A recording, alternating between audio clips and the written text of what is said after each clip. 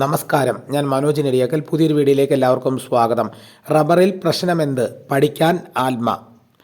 പരമ്പരാഗത റബ്ബർ മേഖലകളിലെ പ്രശ്നങ്ങൾ മനസ്സിലാക്കാൻ കേരളത്തിലെ 2 ജില്ലയിൽ ടയർ ഉൽപ്പാദകരുടെ സംഘടനയായ ആൽമ പഠനം നടത്തും. കഴിഞ്ഞ ദിവസം റബ്ബർ ബോർഡ് വിളിച്ചു ചേർത്ത യോഗത്തിലാണ് തീരുമാനം. വ്യാപാരികൾ ശുപാർശ ചെയ്ത കൊല്ലം, പാലക്കാട് ജില്ലകളിലാകും പഠനം. കാലാവസ്ഥാ വ്യതിയാനത്തെ തുടർന്ന് കേരളത്തിൽ മണ്ണിൻ്റെ ഘടനയ്ക്ക് മാറ്റം വന്നു. റബ്ബർ ഉൽപ്പാദനം കുറഞ്ഞു. ഇലകൊഴിച്ചിൽ നേരത്തെയാകുന്നു.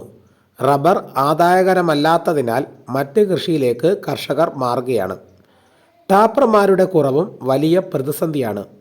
ഷീറ്റ് ഉൽപ്പാദനം വേണ്ടെന്ന് വെച്ച് ലാറ്റക്സ് വിൽപ്പനയിലേക്ക് പലരും മാറി. ഈ പ്രശ്നങ്ങൾ യോഗത്തിൽ ഉന്നയിച്ചതായി Indian rubber dealers federation president പറഞ്ഞു.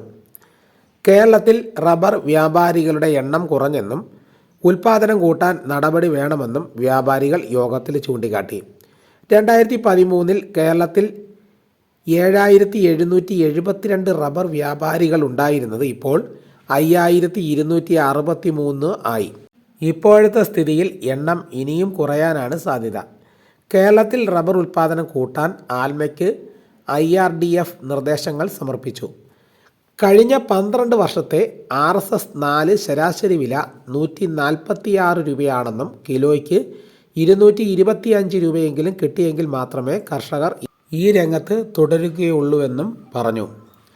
ആവർത്തന കൃഷി, സ്പ്രേയിങ് എന്നിവയ്ക്ക് കർഷകർക്ക് സബ്സിഡി കൊടുക്കുക, RSS 4 ഉൽപ്പാദിപ്പിക്കുന്ന ടാപ്പർമാർക്ക് ഇൻസെൻറ്റീവ് നൽകുക, റെയിൻ ഗാർഡിങ്ങിനുള്ള വസ്തുക്കൾ നൽകുക, വെട്ടാതെ കിടക്കുന്ന തോട്ടങ്ങളിലെ കാട് വെട്ടി തിളയ്ക്കാൻ സഹായം നൽകുക എന്നീ നിർദ്ദേശങ്ങളാണ് ഉൽപ്പാദനം കൂട്ടാൻ വ്യാപാരികൾ മുന്നോട്ട് വച്ചിട്ടുള്ളത്.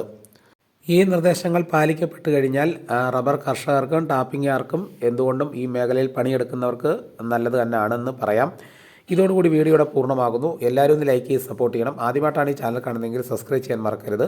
നിങ്ങളുടെ അഭിപ്രായങ്ങൾ കമൻറ്റായി രേഖപ്പെടുത്തൂ. ഈ വീഡിയോ എല്ലാവർക്കും ഒന്ന് ഷെയർ ചെയ്ത് കൊടുക്കണം. മറ്റൊരു വീഡിയോയുമായിട്ട് ഞാൻ ഉടനെ എത്താം. എല്ലാവർക്കും എൻ്റെ നന്ദി.